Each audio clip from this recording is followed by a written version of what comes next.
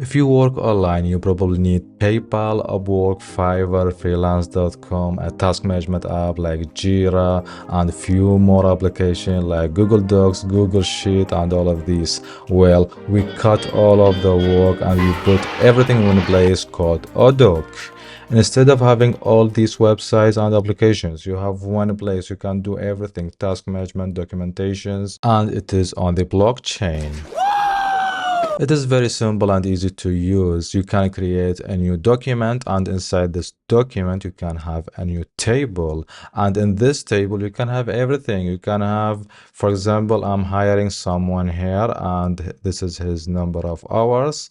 So per hour I pay him $25, and I can just add a formula like this, and here I can make a new promise or a new payment by using the formulas, and I can release the payments. So I have everything in one place, one table. I have the tasks and the description of the task and the number of the hours and the name of the employee.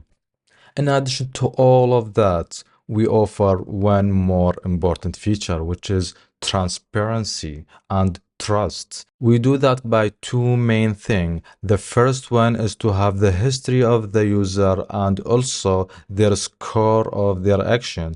Depending on your actions, your scores can go ups and down. And also people can rate you. But here is one more thing. Not everyone can do everything. There are things that people cannot do. For example, if a newbies come to the platform, they cannot rate anyone. They should have some history. They should spend some time here.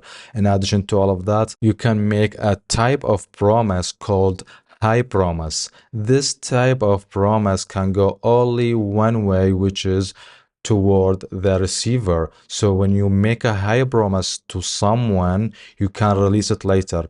But also if it's approved by the receiver, you cannot withdraw your payment.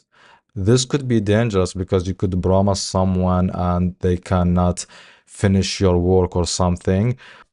But you can make an ordinary promise. If you don't highly trust someone, you don't need to make a high promise. But this high promise will be helpful and will bring more trust to the person. Also, we prevent people from making promises if they don't deposit enough money for the promise. For example, if you deposit $100, you cannot make a promise of $200. Last but not least, we have the share contract where you can say, for example, I own 50% and John also owns 50%. So when someone make a payment for this contract, the payment will be distributed 50% for each. Also, of course, I should confirm each of the shares. After the confirmation, it will be immutable. No one can actually change it except through a request. You can request to change this if the request got approved by all the parties. Let's just say there are two people in this case.